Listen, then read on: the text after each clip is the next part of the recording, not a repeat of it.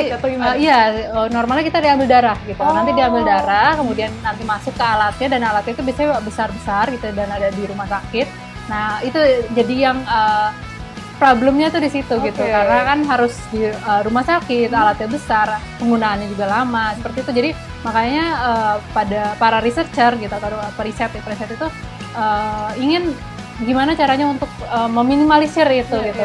Jadi kita nggak perlu udah rumah sakit terus panjang waktunya, jadi itu meminimalisir itu.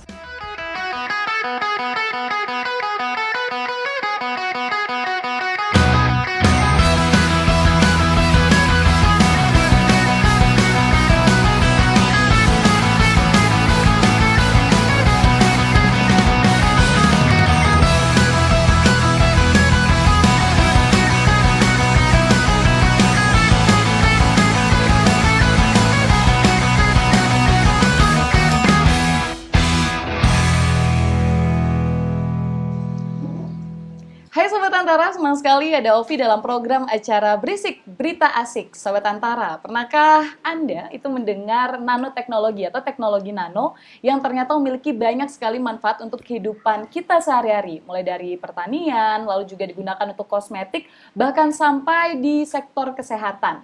Nah, ini ya adalah ilmu yang cenderung dianggap rumit dan juga sulit untuk sebagian orang. Tapi untuk sosok yang satu ini, dia merupakan salah satu lulusan, bahkan lulusan pertama di program Magister Ilmu Teknologi Nano. Dia merupakan siswi dengan predikat cum laude. Wow, siapakah yang akan Ovi ajak ngobrol? Kenapa kira-kira dia bisa jatuh cinta terhadap teknologi nano? Langsung saja kita sapa di depan Ovi, teteh cantik dari Bandung. Dia adalah Lavita Nur Aviana Rizal Putri atau yang biasa dipanggil Avi. Iya. Avi. Aduh, Avi di sebelah Avi ini agak sedikit ini ya deg-degan. Deg-degan kenapa? Karena ilmu yang dipelajari oleh Avi ini luar biasa. Sulit buat Ovi. Mungkin karena belum kenal. Iya, belum Tapi kenal, sebelumnya selamat dulu. Karena Avi sudah menjadi lulusan pertama di bidang Magister Ilmu Teknologi Nano ya. Di ITB. Iya, betul. Dengan predikat cum laude. Iya, betul. Gimana, Avi? Perasaannya pasti seneng sih. Iya, pasti. Yang pertama kan pasti seneng, terus seneng gak nyangka gitu ya. Terus kayak lo deg-degan juga gitu. Pokoknya campur-campur lah. Tapi intinya alhamdulillah seneng sih. Iya, udah ada di titik ini ya, iya, meninggalkan teman-teman yang jadi lulusan pertama. Karena ini merupakan program baru ya, program studi baru. Iya, betul. Baru di bukanya itu 2020 kemarin. 2020 di mana nanoteknologi ini banyak sekali sebenarnya harus meriset. Iya, betul. Kan? Nah, ini tantangan juga pastinya Sobat Antara. Kenapa Avi ini bisa menjadi lulusan pertama terbaik perempuan lagi? Nah, Avi mungkin boleh diceritain sedikit lah tentang nanoteknologi. Kalau kita browsing di Google nih kayak Ovi cari nanoteknologi ini ilmu pengetahuan yang mengontrol zat material. Nah, itu paling sederhana loh di definisinya. Tapi sebenarnya apa sih ilmu atau nanoteknologi ini? Jadi simple nih, nanoteknologi itu semua teknologi yang ada hubungannya dengan benda-benda atau sesuatu yang berukuran nano. Sebenarnya pengertian itunya itu. Nah, di mana benda-benda berukuran nano ini emang nggak bisa kita lihat langsung. Jadi kita harus lihat pakai alat bantuan, misalkan mikroskop dan lain-lainnya. Nah, sebenarnya nanoteknologi sendiri ini ada di sekitar kita, cuma memang bagaimana kita memanfaatkan si benda-benda nano ini untuk berguna kehidupan, itulah tantangannya di situ. Oke, karena kamu menggunakan sesuatu yang tidak terlihat, iya, partikel betul. paling kecil banget, iya, ya, betul. nano banget, nano. yang akhirnya dikembangkan juga di ITB barengan iya, sama betul. dosen-dosen di sana. Iya. Tapi mungkin juga untuk sekedar gambaran ya, kalau pengertiannya kan seperti yang kamu sebutkan tadi, dan ternyata punya banyak manfaat. Kenapa sih kamu tuh bisa jatuh cinta pada sesuatu yang tak kasat mata ya? Iya, betul. Karena ini ya, Sobat Antara, Avi ini dulunya itu waktu menyelesaikan pendidikan S1 sebelum lanjut ke Magister merupakan sarjana teknik biomedis. Iya, betul. Yang berbeda loh, iya, dari berbeda. Biomedis kamu akhirnya ambil teknologi nano. Itu kenapa akhirnya jatuh cinta? Iya, jadi waktu di S1, waktu di teknik biomedis itu kan lebih ke teknik biomedis itu di mana kita menggabungkan antara kedokteran dengan teknik. Nah, ketika saya berkecimpung di dunia kesehatan teknologi, ada salah satu yang memikat hati lah ya istilahnya, itu tentang diagnostik, alat diagnostik gitu. Mungkin kita kenal sekarang rapid test atau PCR dan segala macam. Nah, ternyata itu berkaitan erat banget nih sama teknologi nano gitu.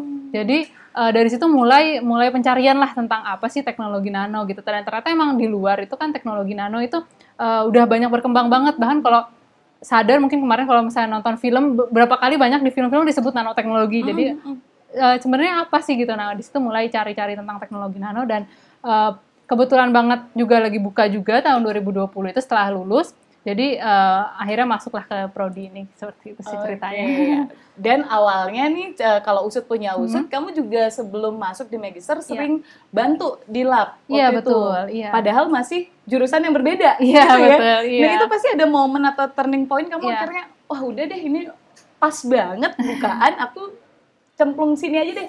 Apa sih turning point ketika itu kamu akhirnya memutuskan nanoteknologi? Sesuatu yang baru, kan jarang orang dengar. Iya, waktu itu turning point-nya itu mungkin waktu COVID, jadi melanda itu Maret 2020. Kebetulan salah satu dosen saya, dosen pembimbing waktu S1, itu diberi amanah gitu untuk melakukan riset tentang diagnostik untuk COVID. Jadi waktu itu untuk mencari alternatif lain gitu, selain PCR ataupun rapid test. Dan di situ saya ikut jadi salah satu asistennya gitu, asisten risetnya itu. Dan di situ saya baru mulai terekspos gitu, jadi tahu tentang ternyata dalam pengembangan si diagnostik ini kaitan erat dengan nanopartikel bisa kita bilang. Jadi nanomaterial atau nanomaterial. Jadi material yang berukuran nano. Jadi saya di sini lebih fokusnya ke teknologi nanonya itu ke nanomaterial gitu. Karena sebenarnya kan teknologi nano tuh banyak. Mungkin kayak misalnya device di HP kita itu chip itu kan ukurannya nano juga. Nah, itu bisa disebut nanoteknologi juga. Cuma kalau saya sendiri fokusnya di material. Jadi material yang mungkin biasa kita lihat mungkin kayak semen atau apa itu kan ukurannya mikro. Nah, ini saya mainannya ukuran nano gitu. Jadi nggak kelihatan. Nah, di situ mulai turning point-nya saya kenal tentang nanomaterial dan lain-lainnya seperti itu. Bahkan akhirnya turning point-nya di ketika pandemi ya. Iya, pandemi. Untuk mengembangkan alat-alat yang bisa atau prototipe seperti PCR, antigen. Iya. Itu ketika kamu di sana proses 6 bulan itu sudah menemukan bersama tim di kampus. Iya. Menemukan apa waktu itu? Dengan waktu itu kita riset kita bisa riset tentang sensor berbasis optik. Jadi kita berbasisnya optik, mungkin kita sering dengar optik mungkin cahaya dan kawan-kawan ya. Itu ya berbasis cahaya itu dan dia itu bisa lebih cepat daripada PCR waktu itu dan memang hasilnya juga sudah dipublikasikan gitu, di jurnal gitu seperti itu. Nah, di situ memang belum berhubungan sama tesis ya. Gitu. Cuma di situ ada beberapa saya terekspos dengan material emas gitu. Jadi emas tapi emas yang biasa kita lihat batangan atau apa, ternyata dia punya ukuran nanopartikelnya gitu. Dan itu yang biasa digunain untuk banyak hal gitu. Bahkan di kosmetik pun itu kadang udah ada emasnya gitu. Emas ukuran nanopartikel itu sendiri. Nah, di situ mulai akhirnya eksplorasi tentang si emas yang ukurannya nano, iya betul.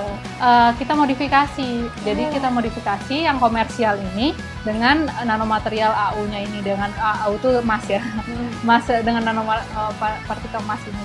Oke, berarti sebenarnya ini mungkin bisa dibilang dengan material yang udah ada itu dikembangkan lagi untuk menemukan diagnostik yang baru. Iya betul, karena kalau dia polos aja dia nggak bisa untuk jadi diagnostik seperti itu.